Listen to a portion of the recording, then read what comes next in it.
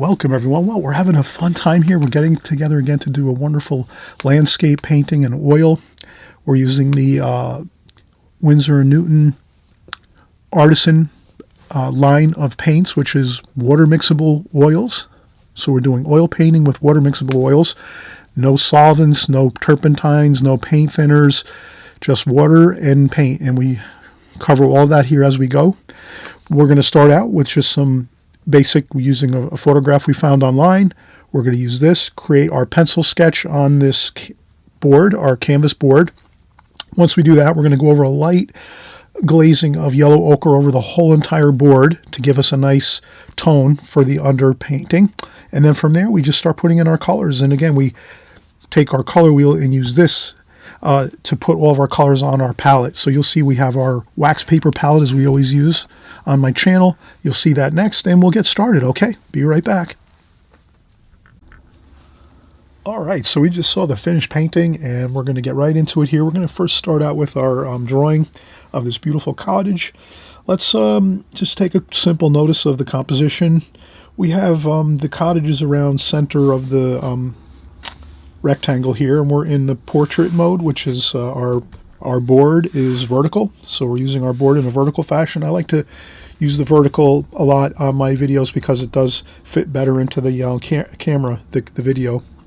So a lot of times you'll notice I do work with the portrait style, or have my board in my vertical position here versus doing it in the landscape.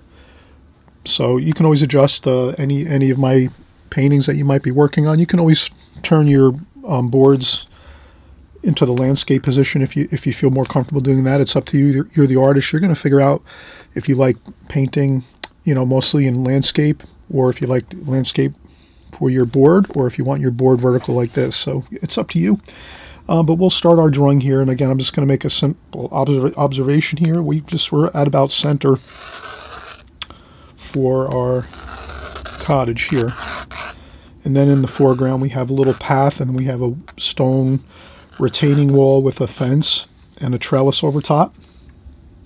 Looks to be wood. Wood picket fence too, a wood picket gate. So we're going to have that there.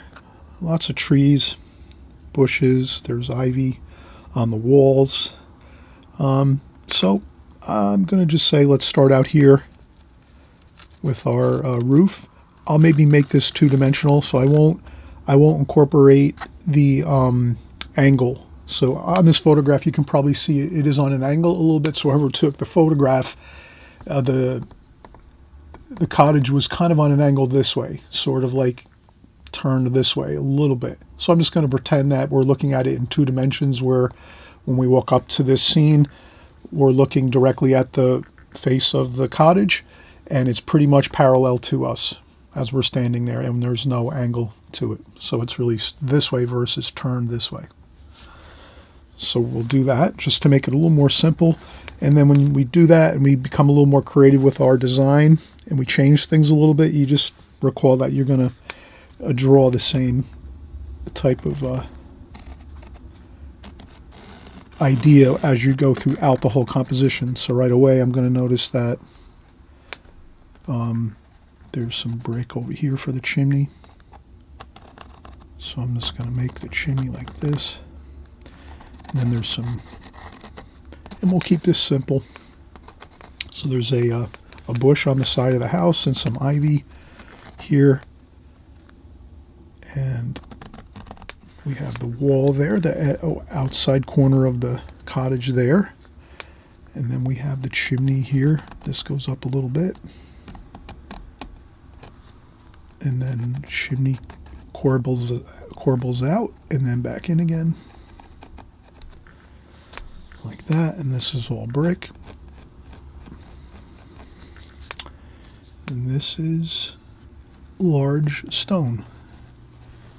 So the cottage is actually stone and slate roof. Beautiful. Construction materials. Design is great. So we won't get too bogged down with details. We just want to put a couple details in here so that when we're starting to paint, we'll already have the ideas formulated on our our board. And I'm just using a standard pencil. And let's see here, we have the windows over here, so we'll just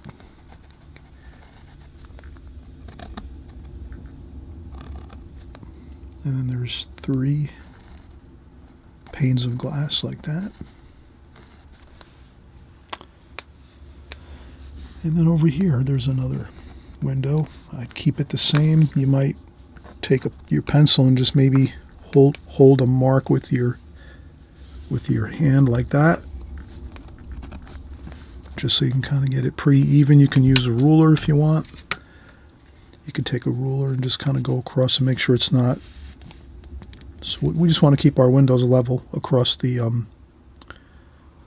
this elevation, this front area of the house. So again, if you use the ruler, you can kind of tell if something's on an angle like that, or if it's going kind of like uphill like this. So we just keep it parallel. You could also measure it and draw your first. You could draw your first window and then just say, well, how large did I draw that first window? It's a 1/2 inch. So you can come over here and just say, okay, 1/2 inch too. I'll put that there, 1/2 inch. And it's probably about the same width-wise. So you could measure a little bit here and there if you're feeling like you really want to get things accurate and you're not going to take a chance that you're going to do it correctly by eye. That's fine too. And then we're going to have this roof here, which is the it's a hip roof over the top of the entry door on the cottage. So we'll put that here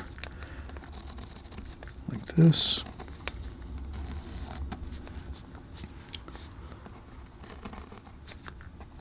And then we'll just put our stone there. And there's some bushes and things over here and trees.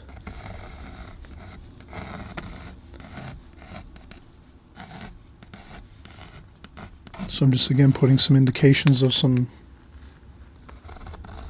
the trunks of the trees. And this is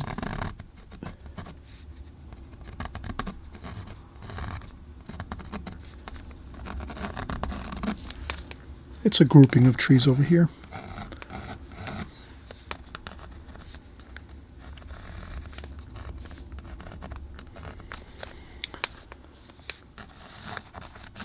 And then we have the grass over here, and the bush over there. And then we have our stone wall coming in here, and it looks like this is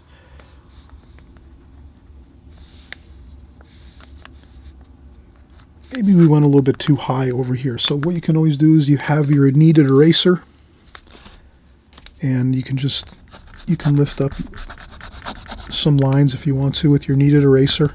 And we're going to be oil painting right over the top of this, so you're not going to be worrying about pencil lines really showing through, because they won't.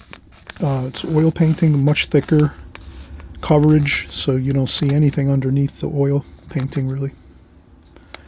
So I'm just going to lower this. I made this a little bit too high in the picture frame, and now I'm down below. Maybe I'm right at the bottom of the picture right now. Maybe I can just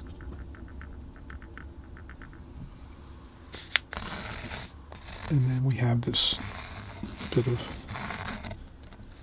bush. There's some bushes over here, and then we have our gate.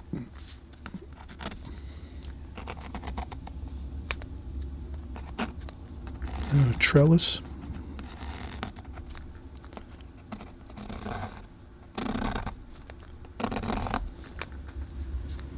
And then we have our picket gate.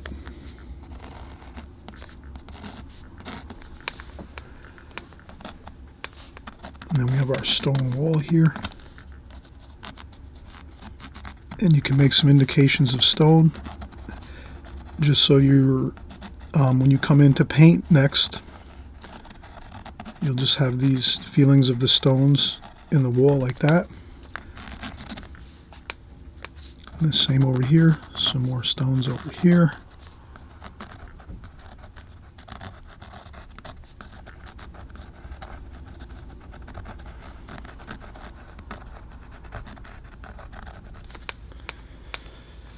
And as long as we have that drawn in pretty well, we're going to be happy.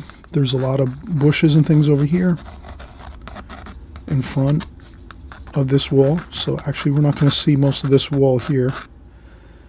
But we do see quite a bit of this wall, and there are bushes along this wall too, and weeds and foliage, so we just remember that. And then there's some more bushes and a couple tree forms over here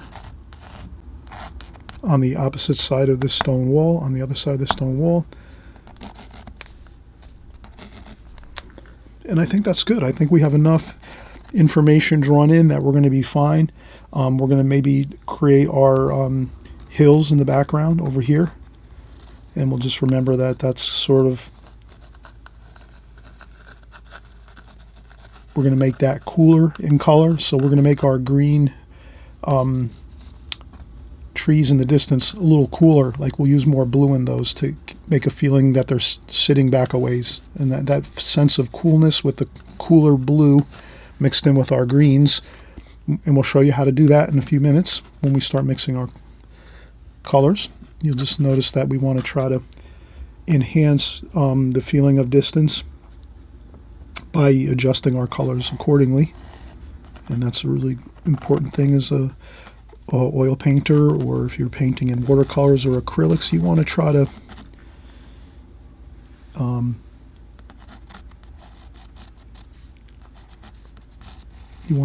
to enhance things if you can with color.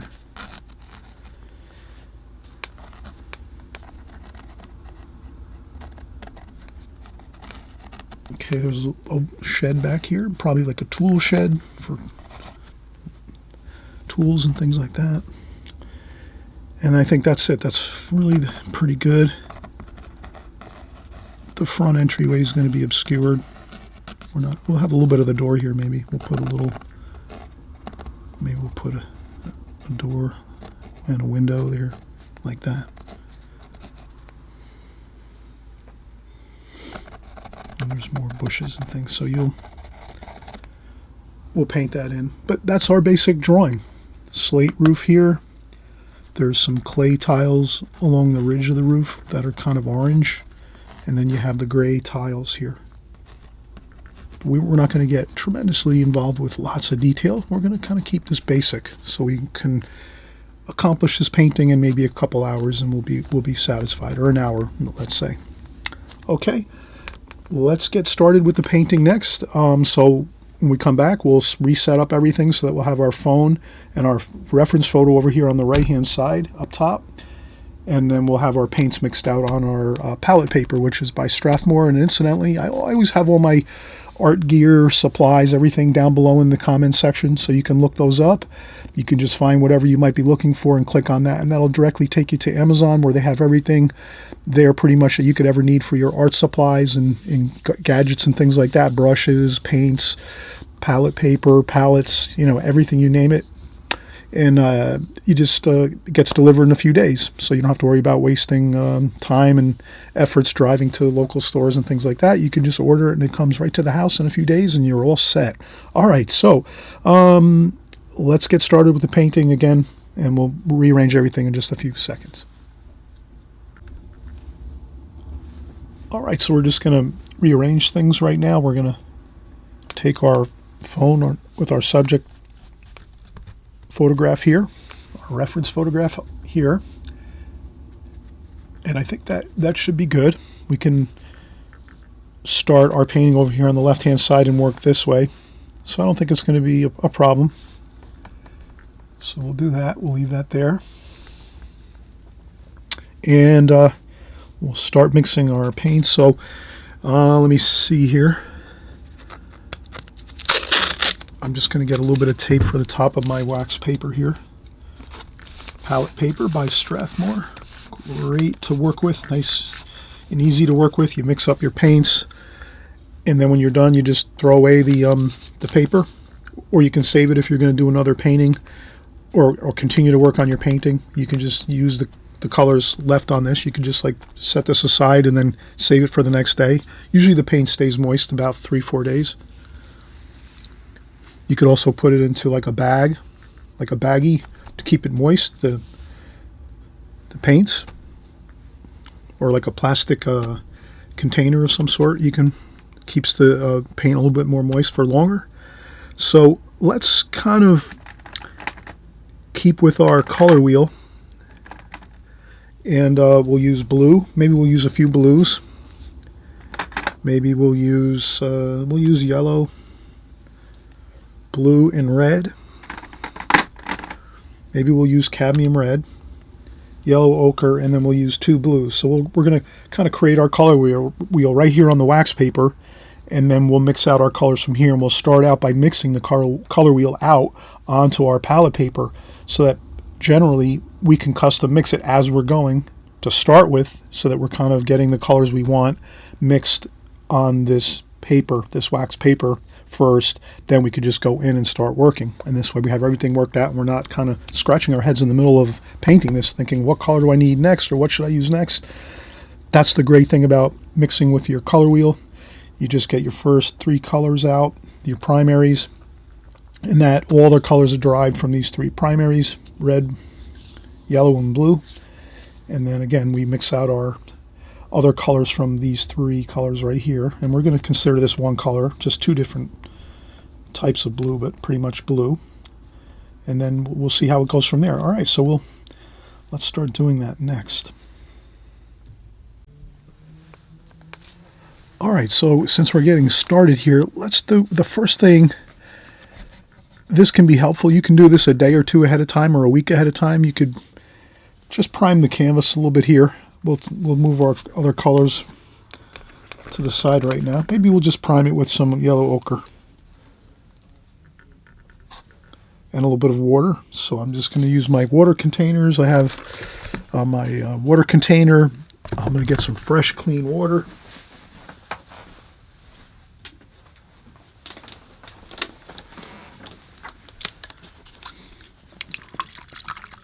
Okay, so then I'll have some fresh, clean water, and I'll use just like a, these are like the dollar store brushes I get sometimes at the dollar store.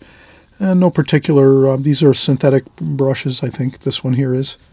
It's an 1.5 inch brush, flat brush. It's almost like a paintbrush you might use to do some touch-up painting around the house, or some old antique furniture or something like that. So in any case, let's get some prime on this. And this is the sky up here. So maybe I'll go a little bit lighter up there.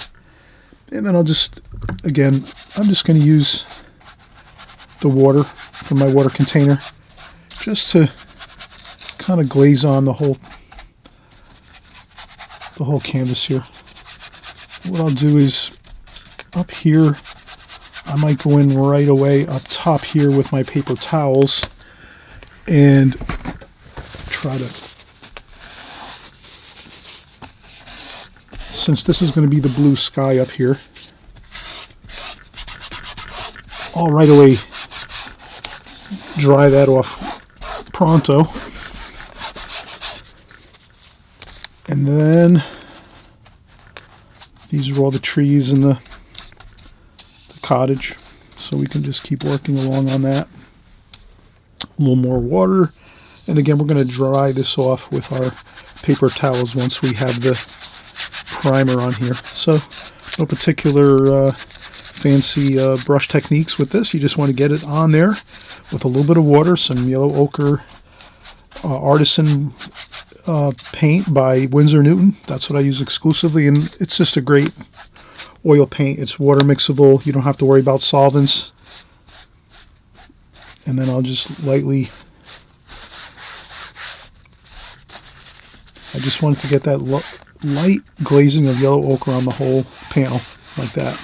And again, you can do this a day or 2 ahead of time, and then you can draw your drawing right over the top of it, or you can draw your drawing first, and then put your glazing on like this, your yellow ochre, and then you can let it dry overnight, or you could wait a couple of days, or doesn't matter.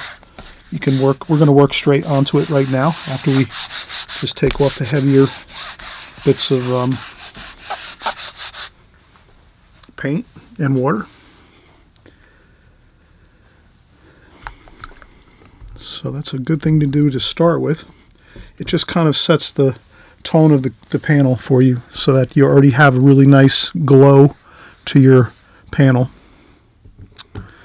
Then the next thing I would do is maybe I'm just going to lift up the excess water and paint on our palette paper. So now we talked about mixing up our color wheel, and let's do that. Let's add a little more yellow ochre there, and you can always add more paint as you go. And then red over here. So we're going to basically do our color wheel.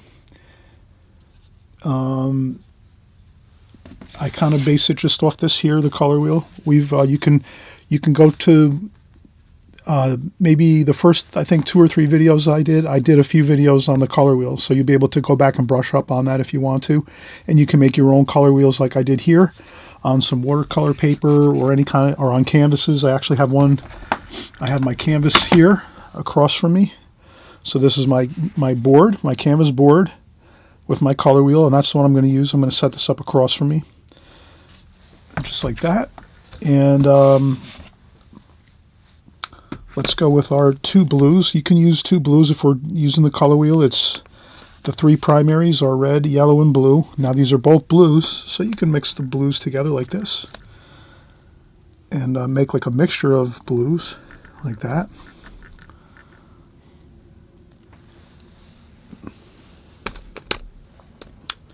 And then I would say it wouldn't hurt. Maybe have a little bit of burnt umber here too, which is pretty close to.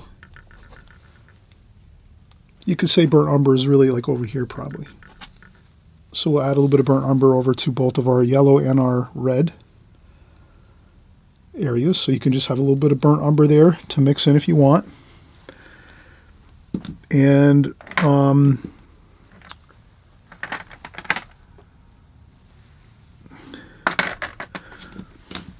we'll put white up here.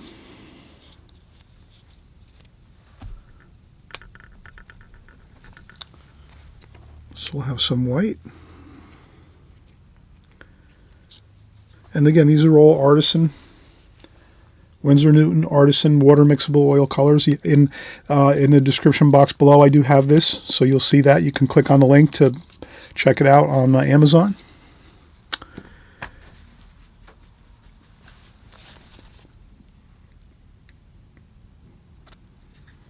Okay, so I think we have some good colors here to start our color wheel. And again, we're gonna let's create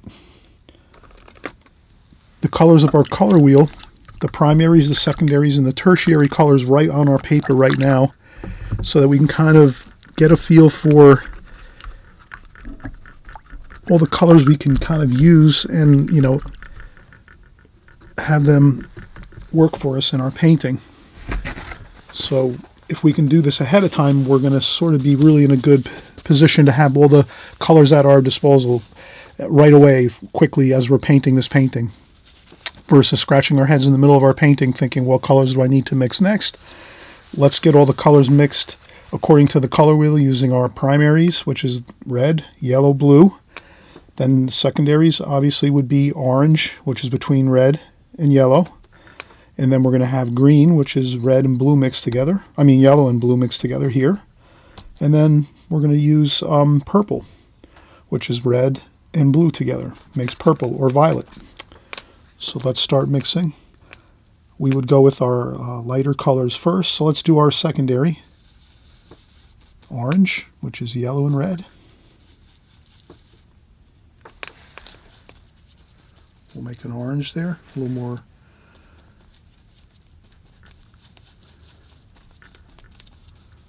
Okay, so we have our orange there for our secondary color. And then we rinse off our brush each time as we're mixing our colors. We want to rinse the brush off good with water, fresh clean water. Then we take a paper towel, dry off some of that water on a paper towel, and then we'll go in and we'll make our, we have green next. So green would be, let's go with our lighter color first, our lighter yellow. We're going to use a lot of green for the foliage and things. And let's pick up our cerulean blue.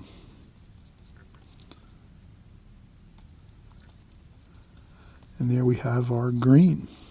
Could also use a little bit of French ultramarine blue for a cooler green. And we talked about that a little while ago in the video. In the start of our video, we talked about how we want to make some areas cooler with the distant colors. So the distant trees maybe in the background, we'll make those a little cooler. Maybe we'll use some of that French ultramarine blue with the yellow ochre. And then our warmer green would be like the yellow ochre and the cerulean blue. It's not as cool. You have a cooler blue here.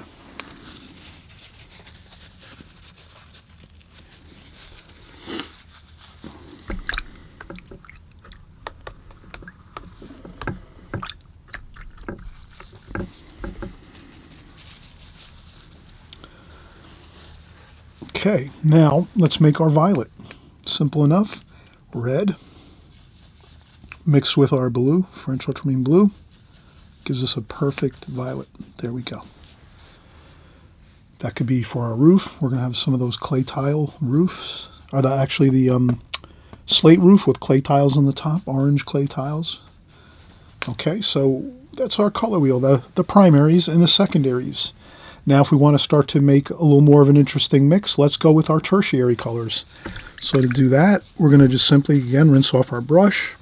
And now we're going to take some, for our tertiary, we're going to go with yellow-orange.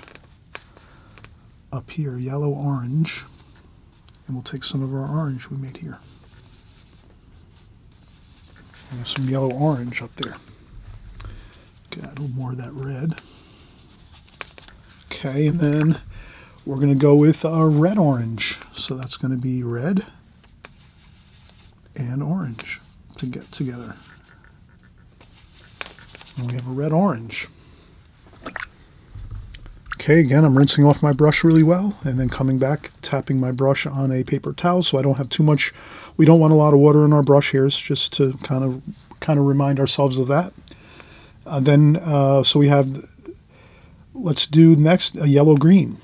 So let's take some of our green over here and mix yellow to that. And we have a yellow-green. And let's also,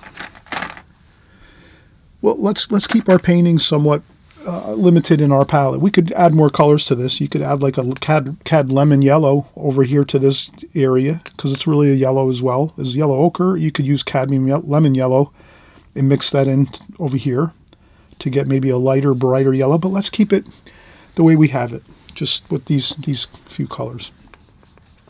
You can always expand later when you want to experiment a little more and go a little more with adding more colors to your color wheel.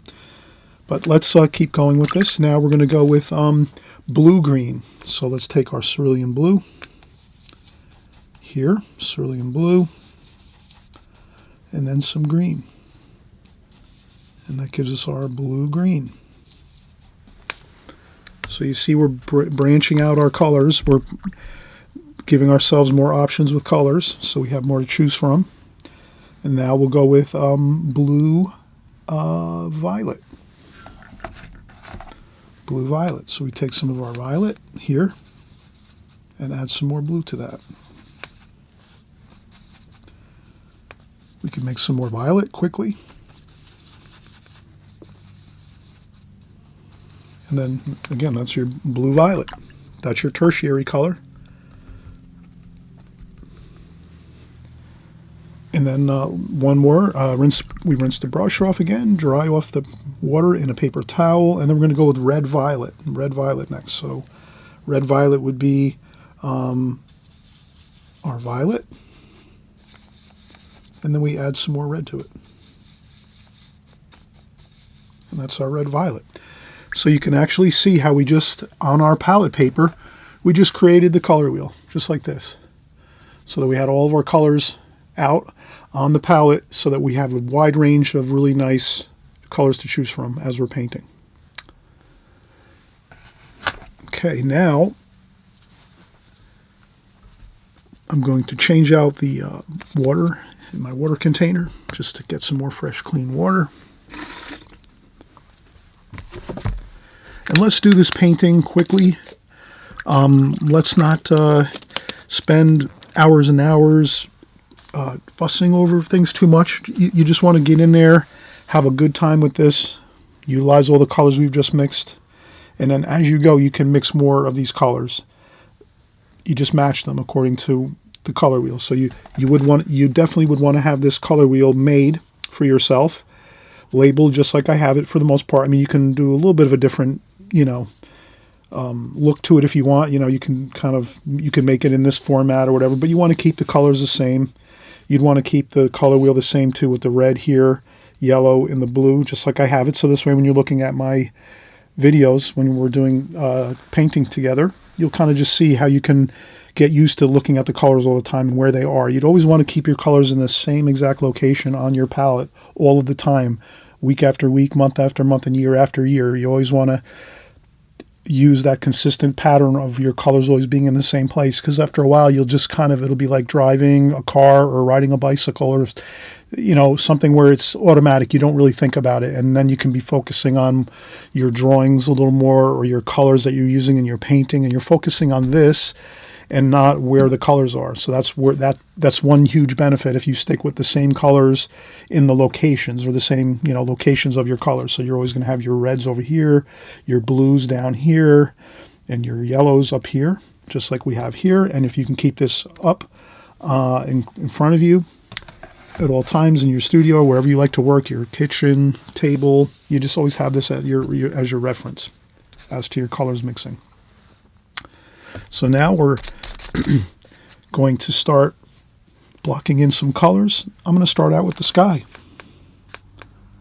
So I'm going to take some blue, and again, this is just your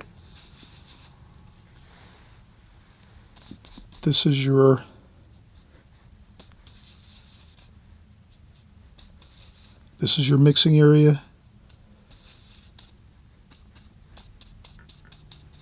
And then you can go anywhere on this canvas and mix up colors.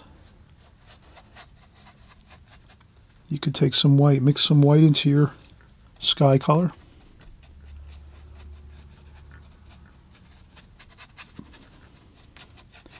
And again, the thing is, have some fun with this.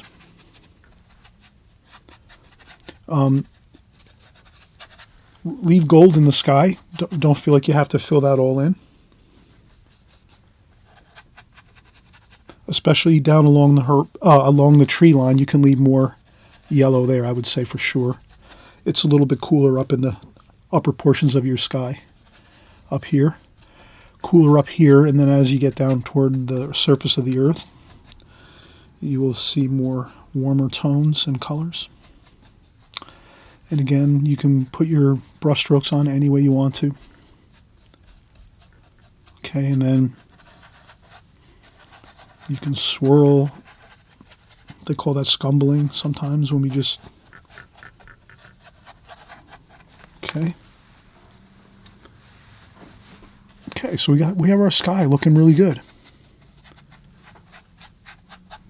We left some golden colors at the tops of the trees. Then let's start painting some of these distant trees in. These are the trees in the background behind the cottage, and so we'll go with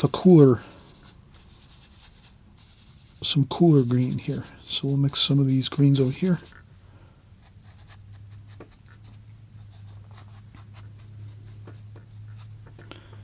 And then we have some fun with this.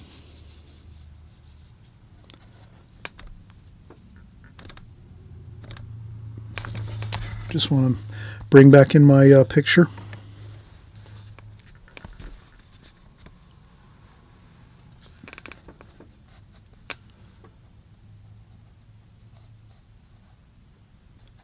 So you see how these are cooler greens that we're doing now for these trees in the background.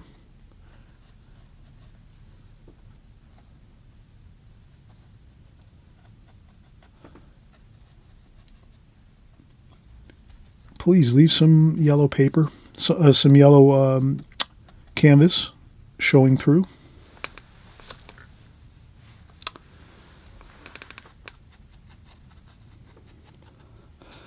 And maybe it's even cooler down here.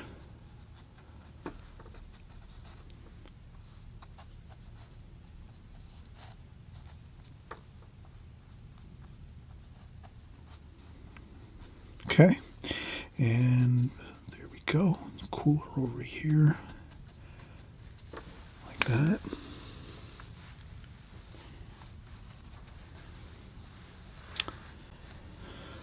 All right, now we're kind of in really good shape. We have our cool blue sky with some gold showing through. Kind of a nice harmonizing gold color. Golden color is going to be showing through this painting. Then we have our cooler greens here for our trees in the background behind the cottage.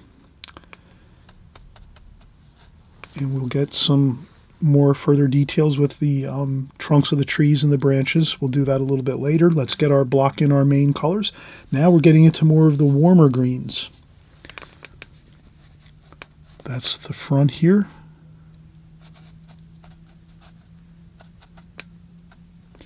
And then we have this wall here.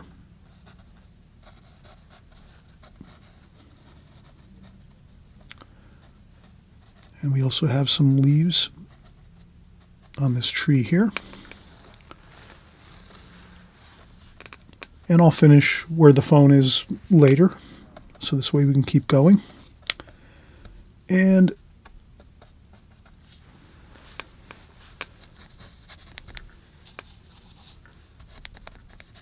then a little bit of the darker greens now. We are starting to get closer in the painting, which means the colors are going to be more vibrant with color.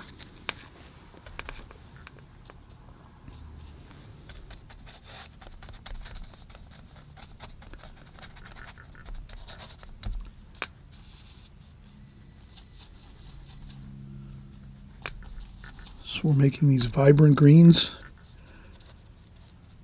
darker in tonal value, so they are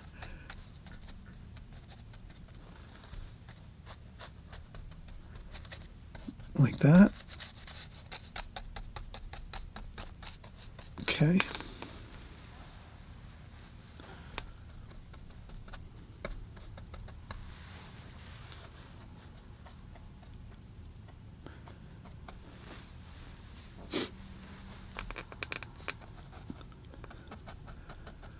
And if you notice, I'm using a larger brush here to block in all the main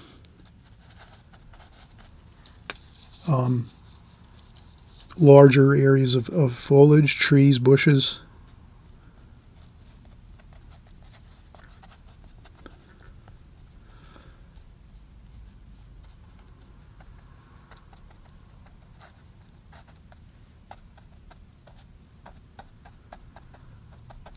Okay.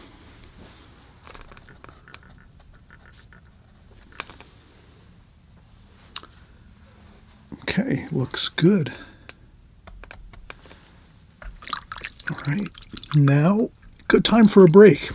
I always mention take breaks, occasionally when you're painting. It helps you just to relax for a little bit. It'll make your concentration a little bit more sharper when you come back after about a 5 or 10 minute break. I know some of you might like to, work for longer periods of time. Maybe you like to work for an hour and then take a break. That's up to you. You're the artist. I just find for me, taking a break every 10 to 15 minutes usually, or 20 minutes is good. It helps me a lot. But again, we're all different. So you're the artist. You'll decide how many breaks you need for how long, so forth. Okay, so I'll just take a quick 5 minutes and we'll come right back and keep working.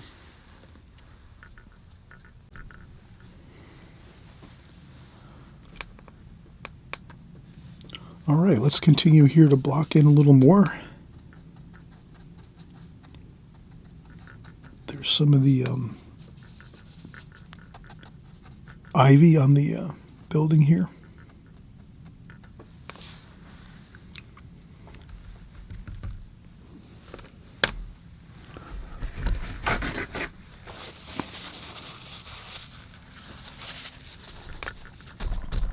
And then if you add a little too much ivy or something on the side of the building here and you look and reference your picture and you say, oh, I've added a little bit too much, that's perfect time. You just take a paper towel, lift up a little bit of your paint.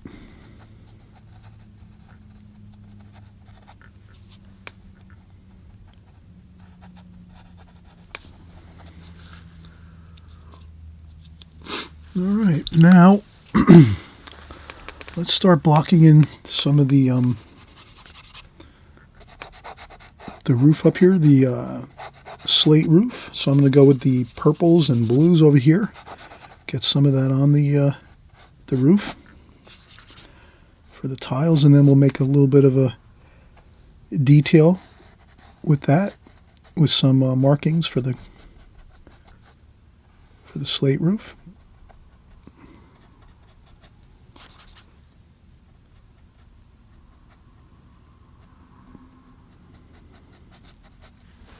Okay.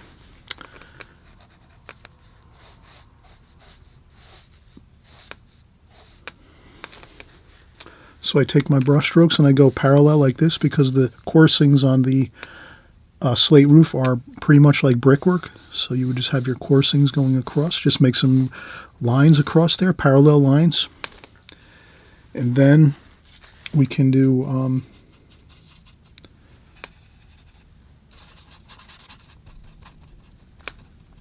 we can use a smaller brush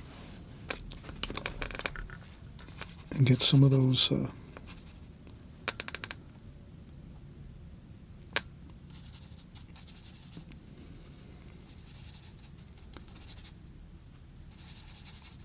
little bit of a darker blue.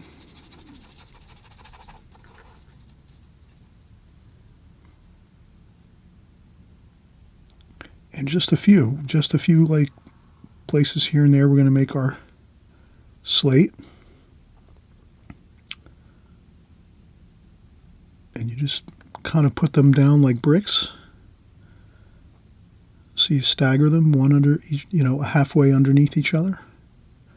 So the pattern would look something like, let me see, let's find some paper here. So the pattern would be for the slate roof is pretty much like brickwork. So you would have the slates would look like this, and then they course them like bricks. So then you have them on the halfway point underneath, like that, and then again the same thing here. So that's kind of like the rough estimate of what that looks like here. But we don't have to put it everywhere. Just we remember to make some details on the slate roof like this.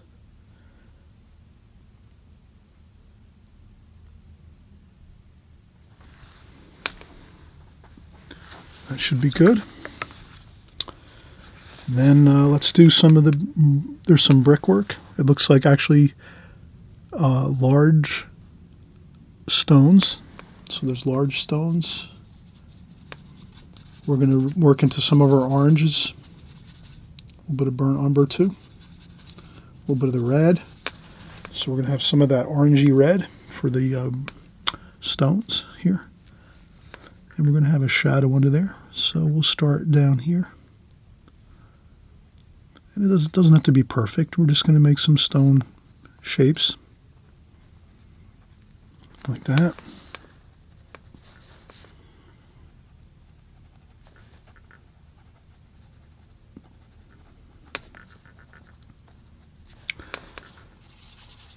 We can mix down into some of the blues too. And gold. So not all of them are going to be red. We're going to have some other colored stones here too. Some darker colored stones. Maybe toward the blue. Like that.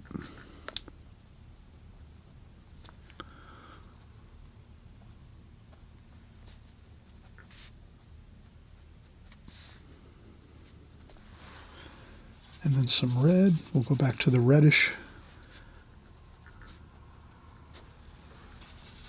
Then you got to maybe rinse off our brush.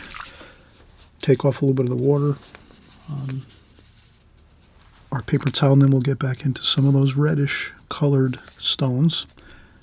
And I think once we have that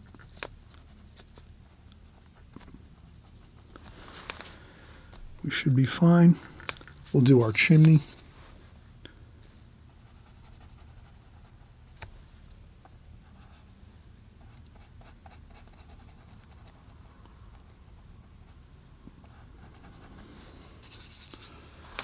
And if you have to use something like a wooden dowel or something, if you want to keep your hand a little steadier when you're working on these fine details, that does help. So to do our chimney over here on the right side of the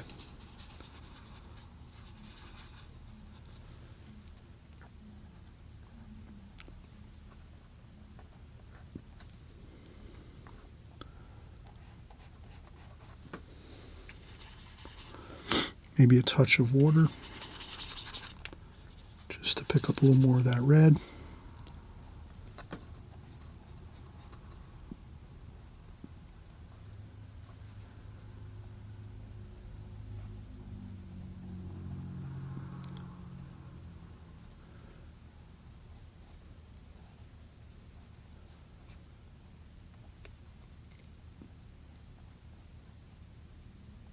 We'll put a couple of chimney pots on the top there.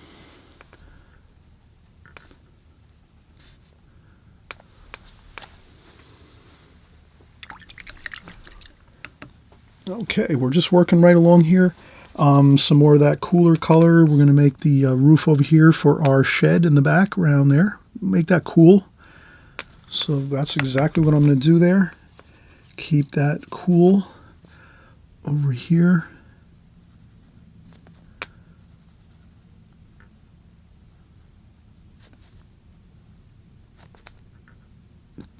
That's all we want to do.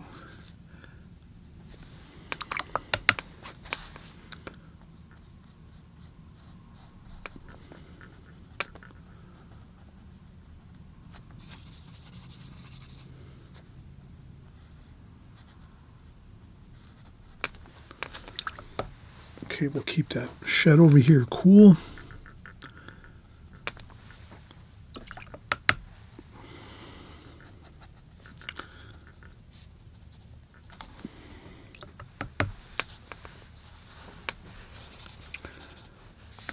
And we'll do the same thing here. Slate. Let's pretend this is slate. I'm not sure if it is. Yeah, it does look like it is. It's slate over here too on this hip roof over the top of the doorway. So we just do the same thing. Make some of those indications of some slate there.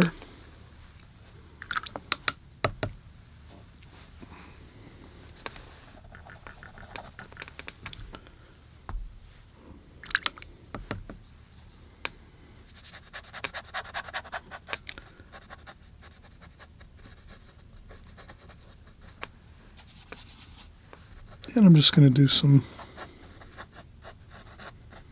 bushes and trees, things like that over here.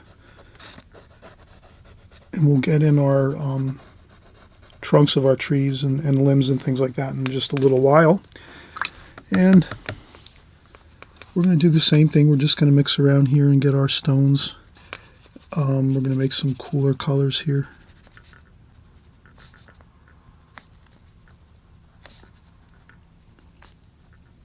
So this is our stone wall. We'll mix, I'll try to keep the my brush dry by using the paper towel. I don't want to add too much water to the paint. I'd like to keep the paint a little thicker over here on these stone walls. But this is what we have. We could add a little white.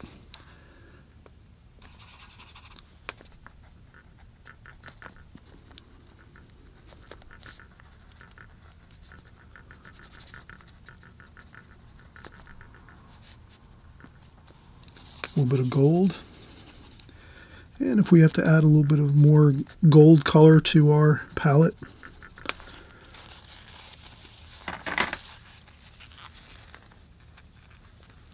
I'll just add some more of our yellow ochre.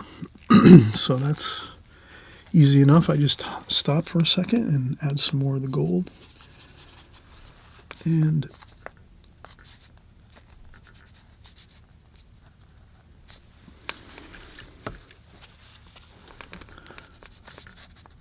Okay, so we have our stone wall here. We can kind of blend that in.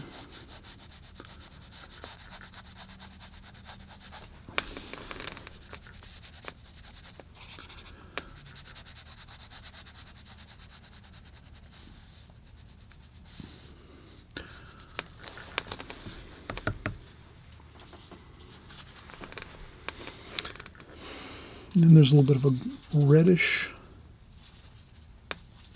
gold and some brown for the tops of the walls.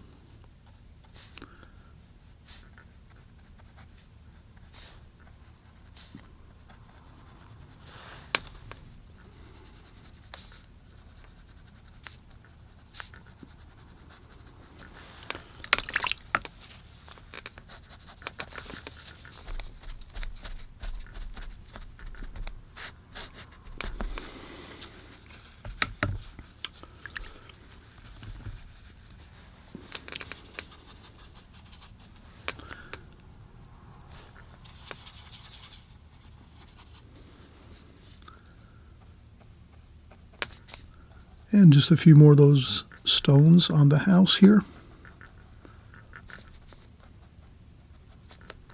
And there's stones around the door too. Under here there's more shadow like this. There's also some shadow up here. I forgot to put that in before. But that should be kind of dark. Maybe a little bit of burnt umber mixed in with some blue. It would be a good shadow color for underneath this roof up here. At the eaves of this roof over here. That would be good. And the same thing under here.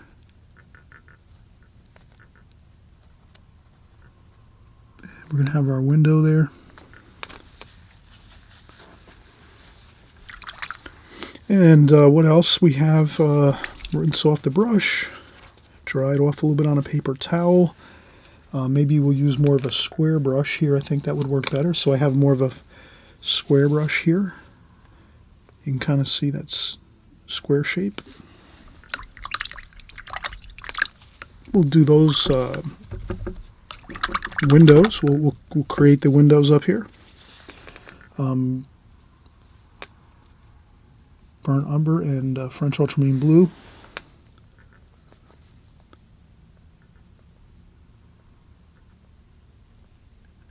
And just a couple dabs on the windows over here. Same over here.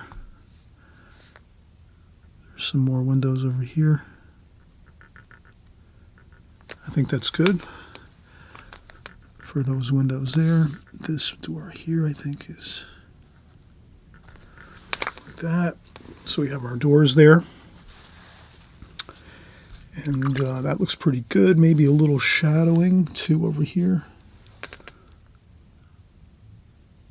A little bit of shadowing underneath the top of the chimney.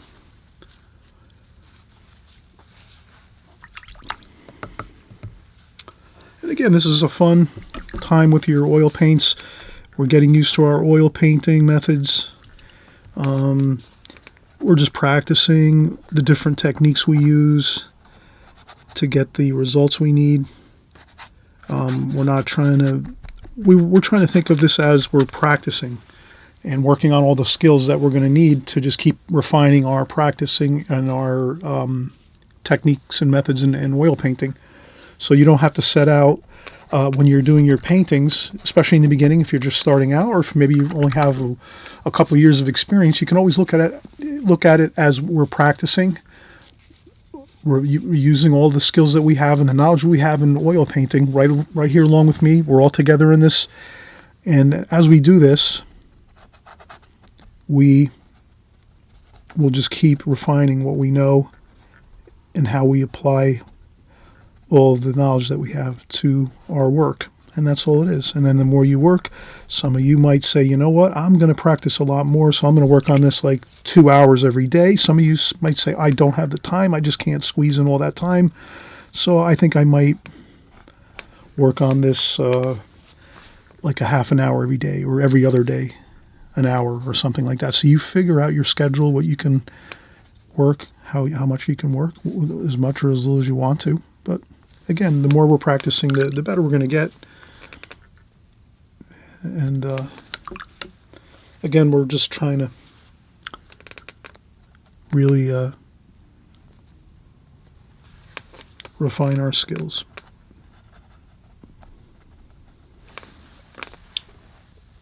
Okay, so we were having lots of fun, lots of color.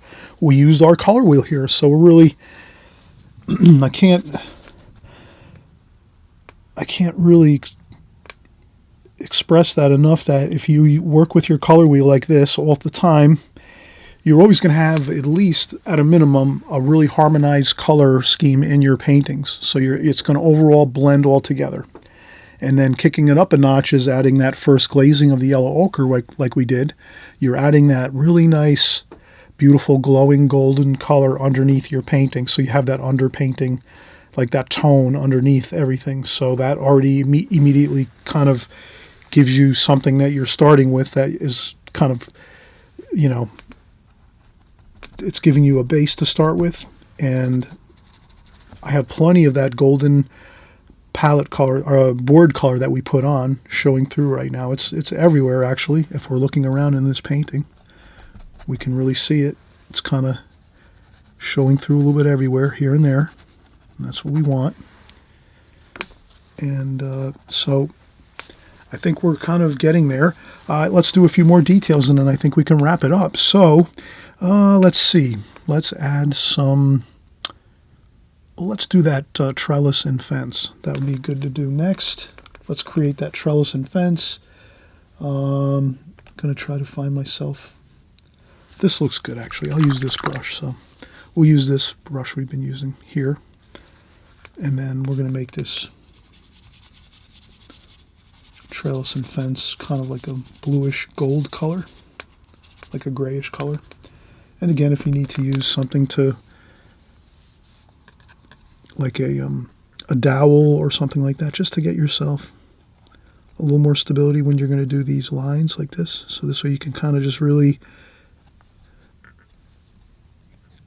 when you have that working in your favor, having something like this, this tool is really incredibly powerful if you can use this when you're working on your oil paintings, because oil paintings are like watercolors. I've been painting watercolors a long time. With watercolors, your painting dries as you're working, and then eventually it becomes dry in certain areas, and then you can rest your hand right on your dried watercolor painting, actually your actual painting itself. But with oils, it's really not that way. Oils tend to be challenging in that way that you really can't go and lean on your painting, because it's usually the paint's going to be wet, usually most times when you're working on it. Okay, so we have our fence, picket gate. We have a picket gate and a trellis here. And our stone walls, and we can put a little shadowing under there, underneath the cap of the wall here. There's a capping on top of there. There we go.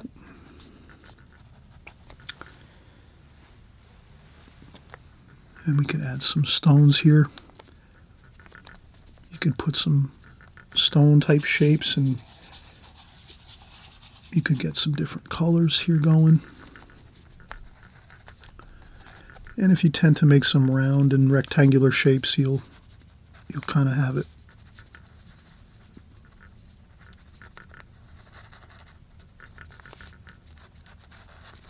Like that.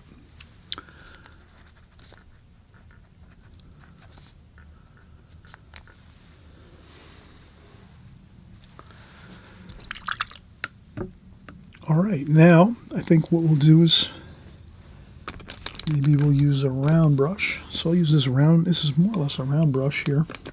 Actually, we'll use this one here, I think. This one here is a little better. And then we'll just mix up again some darker. We're going to use blue and gold for our green. So a bit of a blue and gold. Got a greenish color with some burnt umber in there.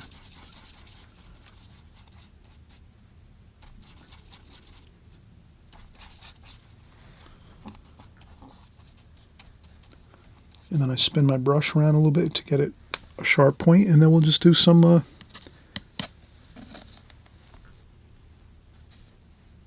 we're just going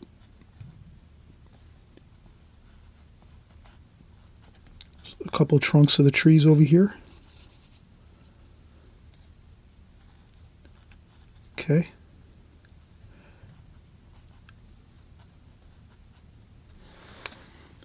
And we can move our subject matter over, and at this point what I'll do is, for the sake of time, I'm going to go over here and do this just so we don't have to.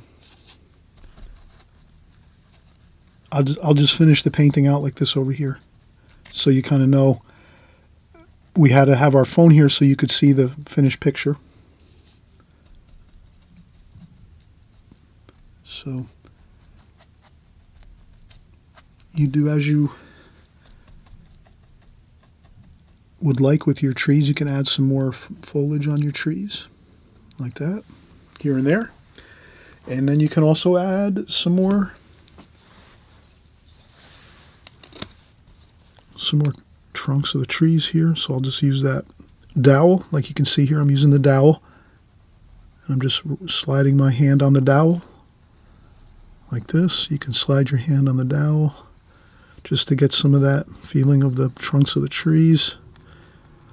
We'll cover this area up here with a little bit of scumbling, as they call it. And then we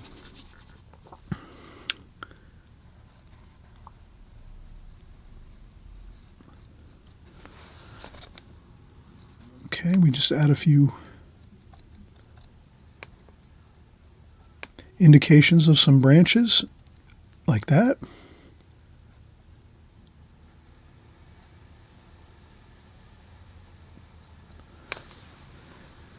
A few more over here.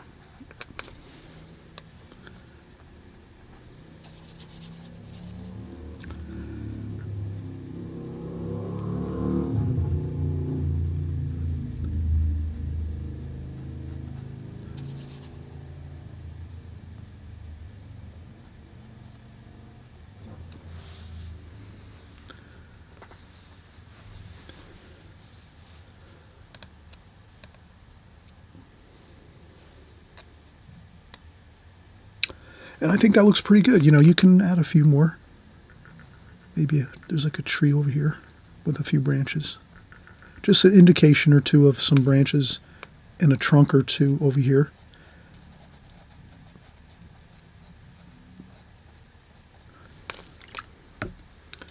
Goes a long way. I rinse off my brush again, dry off the brush on a paper towel, and I pick up some of that green. I want to blend this trellis in a little bit to the background, like that. But I think this is a fun painting to try. Please enjoy the process of oil painting and take your time.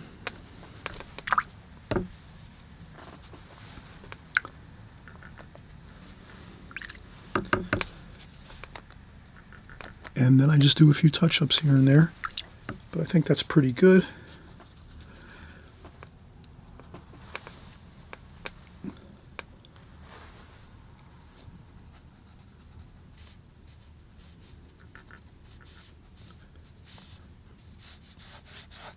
You could put a little bit of some directional lines if you want, where you just might make a few brush strokes to kind of lead the eye into like where the gate is, maybe. So you might make like a kind of a arrow like this with some, and then you disguise it a little bit, maybe a splash on a couple of spots here and there, and just, we don't make it overly obvious, but we try to keep our viewers in mind.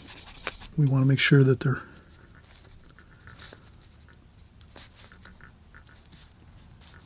we're helping to let them see where we want them to look.